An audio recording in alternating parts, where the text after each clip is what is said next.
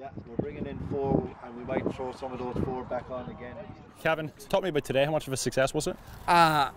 It's been a great success this year. That's an under-15 final played there, and that final should have been played a couple of weeks ago. But again, working around the clubs have a good understanding that the most important thing about the Táin is to provide games. So the clubs come together here in Owenbeg today. We had 3 great games, 3 very well balanced teams, with St Eunan's coming out on top in the under-15. So it's great to see. Well, the Táin, for us, we feel it's been a great success. It's grown in stature over its short lifespan. So you've seen here, this here is the end of the under-15s here today. We've had 240 clubs taking part, or 240 teams, should I say, taking part across 14 counties, across 3 provinces. It's a massive undertaking for the people involved, not alone the refereeing and the administration of it. Shay, how's the day been? That's been good. Hey, they come down here and they win. I came up 2 tight games, so I did, and I just pulled through by a point, and it was good to I was good to be the captain and to get the plate, and the team played well, so they did, and hassled and harried just the whole game. It's a good day out, so it is, and it's also just to get some of the smaller players out as well, because it's not as serious as like a championship, so it's better for them to get out. Absolutely, and how's this competition in the Táin helping you individually as a player?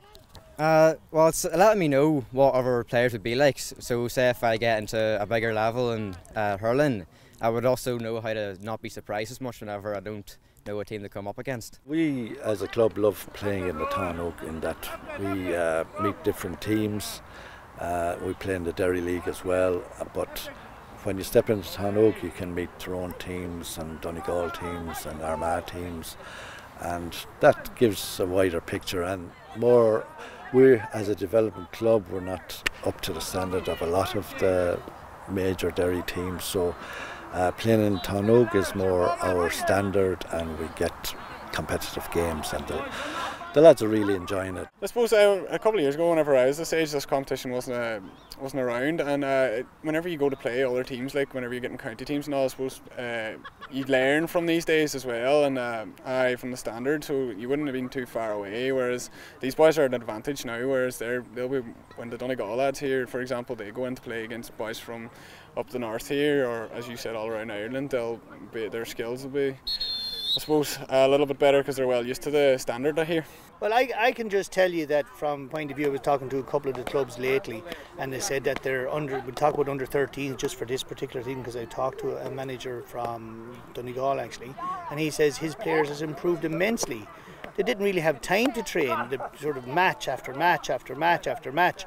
He says, and at the end of it, they were actually playing some great stuff because they spend too much time. They realise now that their training to game ratio needs to change, and the Táin has offered them that opportunity to have less training and more games.